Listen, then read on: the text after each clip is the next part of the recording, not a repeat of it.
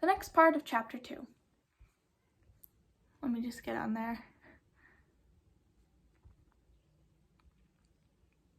I was so scared that the coronavirus was going to come to the United States, and if that happened, then we would have to exit Italy immediately.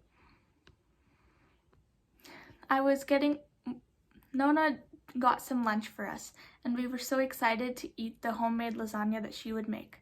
But then we started to hear a knocking sound. Then Aunt Karina said, "I'll get it. I know this entire place."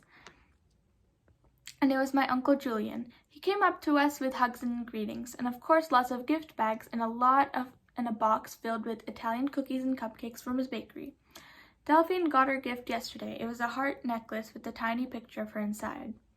Audrey went first, and Uncle had tiny gifts for us. Good things come in small packages, my mother used to always tell me. Audrey unwrapped the paper, and it was a tiny box. It was a necklace of her. I had also gotten a picture of me in 5th grade in it, and that's one of my favorite pieces of jewelry I'd ever gotten. We sat at the table and began to talk. Nona started giving us heaps and heaps of lasagna and salad, and we ate, and the grown-ups talked about boring stuff like work. Delphine should be joining on the conversation, but she just likes to play with us instead. After lunch, we go to the living room while all of the cousins decide to play some board games. The grown-ups decide to go outside on the balcony and enjoy some coffee and talk about more work.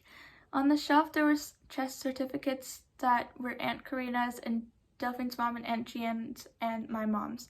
I learned to play chess a few years ago when I was young, and then I used to play dolls with the king and queen. I was playing Uno with all my cousins, and then I finally got to win after 5 whole rounds. After that, Nona went upstairs to take a nap. Nona was feeding the kittens, and Mom and Dad were unpacking their clothes, and we were all watching movies. For dinner, we had some typical Italian food, and for dessert, we had panna cotta, my favorite Italian dessert made with gelatin and cream. My mom said that we would go dress shopping and start decorating the place that Delphine was going to get married. The cream reminded me of the color of the long wedding gown, which is obviously white. I was in the mood for scary stories. And I found the rag book that looked old. I handed it to James so he can read a previous chapter. Boo! A scream rang in my ear. Ah, that was enough. James continued. Slowly all the adults went to bed, and I was so excited for tomorrow so I can go dress shopping that I quickly fell asleep. What's going to happen next? I'm going to be sharing the next chapter soon.